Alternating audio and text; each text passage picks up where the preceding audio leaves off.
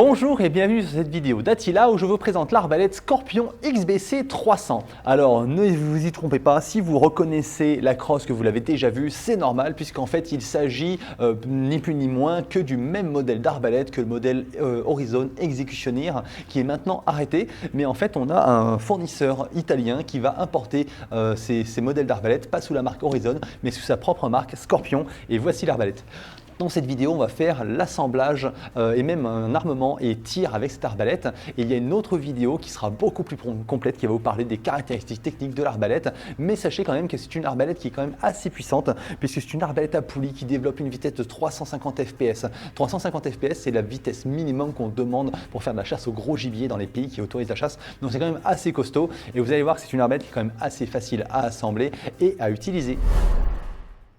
Commençons par sortir l'arbalète de sa boîte. Alors je suis désolé pour la boîte qui est un petit peu abîmée, elle a mal vécu le transport, mais il s'agit d'une arbalète neuve.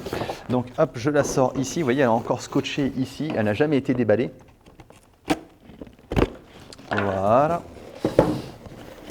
Donc on découvre l'intérieur, on a un petit manuel ici qui va être certainement en anglais, c'est pour ça que votre serviteur Attila vous fait une magnifique vidéo en français et qui sera traduit dans plein d'autres langues en plus. Et on va voir ici tous les accessoires, alors je les déballerai après. On va déjà commencer par sortir ce qu'il y a dans le carton. C'est-à-dire ici l'avant de l'arbalète qui est protégé dans du papier bulle. C'est sympa, c'est une petite attention qui ne coûte pas trop cher et qui permet de bien protéger l'arbalète. On a la lunette qui est ici. On va retrouver à l'intérieur, je vais enlever ça ici. On a le corps de l'arbalète, ici encore une fois protégé avec du papier bulle, c'est bien. Hop. Et ici sous un dernier carton, on a le carquois avec 3 traits. Je fais le ménage sur ma table et on se retrouve juste après. Et nous revoici après la magie du montage. On retrouve donc, comme je le disais, l'avant de l'arbalète, le corps, le carquois, les 3 traits. Ici, on a le support de carquois. On a le bandoir manuel qui est ici avec un joli petit nœud, l'étrier, la lunette, comme je disais. On a le séparateur de câbles. Vous avez bien sûr la grosse vis frontale pour assembler l'arbalète, les clés Allen, les petites clés sans tête et un tube de cire. On va commencer donc par assembler cette arbalète. Pour commencer le montage de l'arbalète, saisissez-vous du front-end, ce qu'on appelle l'avant de l'arbalète, et on va y placer ici tout simplement en fait la glissière de séparation des câbles. Alors quand vous la regardez de travers, vous allez voir qu'il y a deux crevasses, une qui est plus épaisse que l'autre, enfin plus haute que l'autre, plus profonde, et celle qui est plus profonde va pour la corde, enfin le câble qui est le plus haut. Comme ça permet de bien les séparer et d'éviter qu'ils ne s'abîment l'un l'autre en frottant lors de l'utilisation de l'arbalète. Donc je place le séparateur de câble ici, je le maintiens avec mes doigts. Pendant ce temps-là, je prends le corps de l'arbalète et je vais faire passer le séparateur ici dans l'intérieur de l'arbalète avec la corde qui passe bien sûr par-dessus. Voilà, une fois que ça c'est fait, je peux présenter du coup l'avant de l'arbalète et je vais venir en fait l'emboîter. Voilà, il faut juste le tirer un petit peu pour qu'il vienne bien s'emboîter, qu'il monte et qu'il s'aligne ici, c'est bon. S'il n'est pas bien aligné ici, c'est pas grave, puisque de toute façon, on va le visser, donc il va forcément être contraint. Une fois que c'est bon, je peux prendre la grosse vis et je viens la présenter ici. Alors je sens que ça va être un petit montage en contrainte, c'est-à-dire qu'on va devoir venir la forcer un petit peu ici pour faciliter, sinon ça va pousser sur la vis et ça va nous ralentir. Voilà, j'amène en bout de course, je suis OK, toujours bon des deux côtés. Voilà, coup de serrage et c'est OK.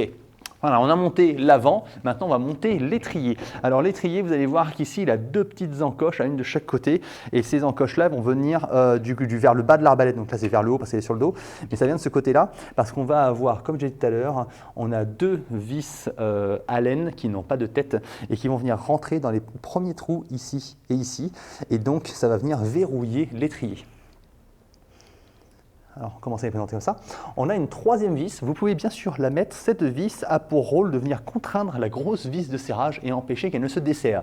Donc, vous serrez un petit peu, mais ne serrez pas trop fort. Le but, c'est pas de l'abîmer, c'est juste de venir contraindre et ça évitera qu'elle puisse se desserrer éventuellement avec les vibrations. Hop, une fois que c'est OK, allez.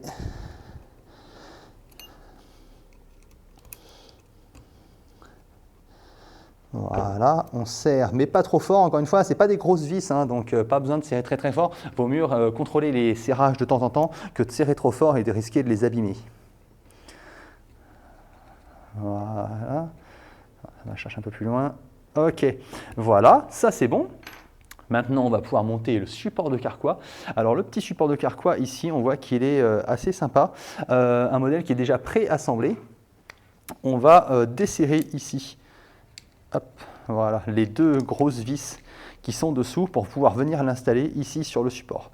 Alors, avant de faire ça, je vais commencer par emboîter mon carquois ici pour voir de quel côté ça va se présenter. Sachant que je suis droitier, moi je vais vouloir avoir les traits comme ça, de ce côté-là. Donc ça va venir comme ça. Je repositionne sur le dos et maintenant je sais comment je vais devoir le monter. Voilà. Donc hop, les vis de ce côté-là. Alors il faut desserrer un petit peu quand même pour que les mâchoires puissent s'ouvrir suffisamment. Voilà. Point besoin de forcer, il faut juste bien s'y prendre. Voilà. Ah oui, c'est parti un petit peu loin, j'ai perdu le boulon, il est toujours dedans, mais voilà. Ça, c'est OK, mon support de carquois est monté. Je peux venir mettre mon carquois dedans, le verrouiller et passer l'arbalète sur le ventre. La dernière étape, la plus facile, consiste à monter la lunette de visée. Alors pour monter la lunette de visée, vous allez regarder en fait tout simplement dedans, voir déjà si vous êtes bien dans le bon sens, parce que si votre objectif est trop loin, c'est qu'il y a un problème. En général, de toute façon, les vis de montage sont sur le côté droit de l'arbalète.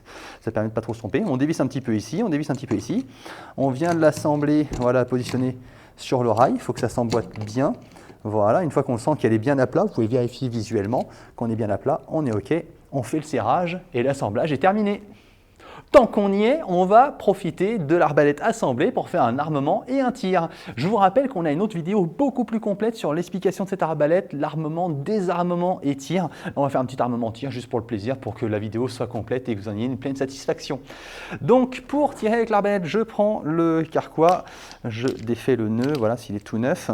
Je prends les deux petits crochets et je les écarte, un de chaque côté de la poignée, et je prends la corde qui va passer par l'arrière de l'arbalète ici. Je mets les crochets en place, je m'aperçois que ma corde est très longue ici, on peut l'ajuster. C'est beaucoup plus pratique, surtout si vous n'êtes pas très grand. Même moi qui fais 1m80, eh bien, alors c'est pas super grand, mais si jamais c'est trop long, ça peut rendre l'armement compliqué. Donc n'hésitez pas à réajuster comme ceci. Une fois que c'est réajusté, vous pouvez armer l'arbalète en passant au sol. Donc je viens positionner mon pied dans l'étrier au sol ici directement. J'attrape les deux poignées bien fermement. Je fais attention à ce que la sécurité soit bien poussée vers le F de Fire rouge, pas en sécurité le S en vert, parce que sinon ça ne pourra pas attraper la corde. Et je n'ai plus qu'à tirer comme ça en arrière. En plus, c'est une arbalète qui est franchement assez facile à armer, c'est très agréable. Elle est puissante, mais pas trop, on va dire. Donc ça fait que ça reste quand même très facile à utiliser. Je connais des arbalètes à police qui sont beaucoup plus puissantes et donc plus difficiles à armer, qui demandent plus de force. Je positionne mon trait, je le recule bien à fond. J'enlève la sécurité en la poussant vers l'avant. Je me mets en direction de la cible. Et je tire. Elle a de la patate. Ne vous fiez pas à ça, c'est pas parce qu'elle fait que 350 fps. Ça reste une arbalète à police super puissante et efficace jusqu'à 60-70 mètres facilement. Cette vidéo touche maintenant à sa fin, j'espère qu'elle vous a plu. Je vous rappelle encore une fois qu'il y a une vidéo beaucoup plus complète sur cette arbalète. Mais si vous avez apprécié ce tutoriel, eh bien je vous invite à laisser un pouce vers le haut, ça nous encourage à produire d'autres vidéos de la sorte. Si vous avez une question ou une remarque, vous pouvez les poster en section commentaires et je vous invite à vous abonner à la chaîne pour suivre les prochaines vidéos d'Attila. À bientôt!